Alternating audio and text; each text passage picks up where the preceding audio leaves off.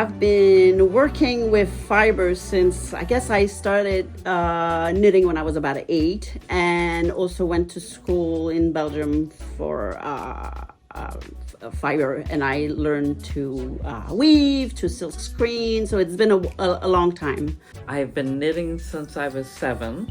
I learned in brownies. I had a brownie troop leader who was an English war bride, so I learned how to throw. Even before that, I had done things like pot holder looms and knitting jennies, spool knitting. So I think I've always done fiber arts of some sort or another.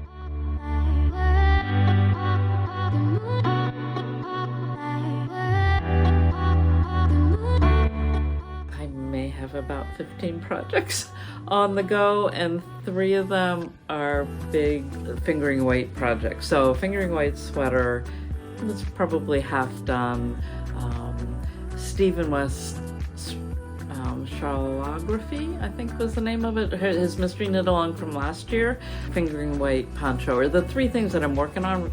Oh, and a sock. I have a sock over there. I have actually just started knitting a baby surprise jacket by Elizabeth Zimmerman, which I had never knitted before, and I think every accomplished knitter should actually do this exercise because it's a fascinating project where she basically made a little coat out of just garter stitch, increasing and decreasing, and there's just 2 seams on the shoulder, and it's a great exercise.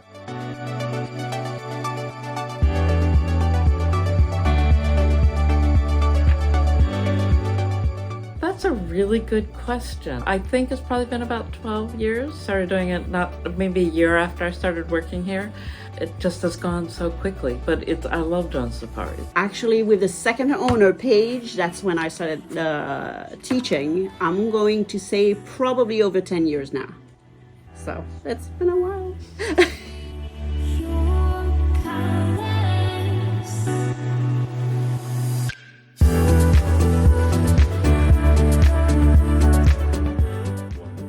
No, mainly the safaris. I teach a number of basic skills sort of projects or technique. The one that I teach most often is fixing mistakes, and that's because I make so many. I have to get really good at fixing them. I think it really empowers a knitter because they're no longer afraid. It's because they have a better idea of how to fix it. But that's the good thing about knitting, is that you always get redos. It's very forgiving.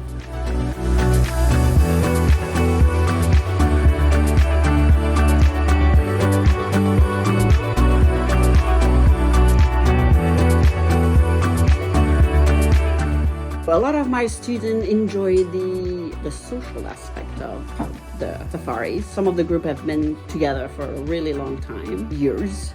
So there are a number, and each safari class sort of has its own personality. There's somebody there to get you over a hump so that you don't get stuck on a project. There's interacting with the other students. Everybody inspires each other and encourages each other, and it's really fun to get other people's opinion about what your color choices ought to be and things like that. You learn a lot of techniques and different things because different people working on different projects makes you look at somebody else's project that you may not have picked up. I think that's a great way to learn new skills. But they're all a lot of fun.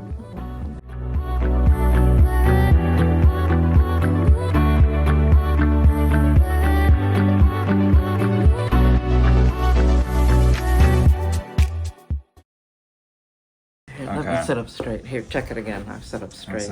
Good. Oh yeah, no. Yikes. Are you being... I'm being interviewed. All right. Oh dear. Okay.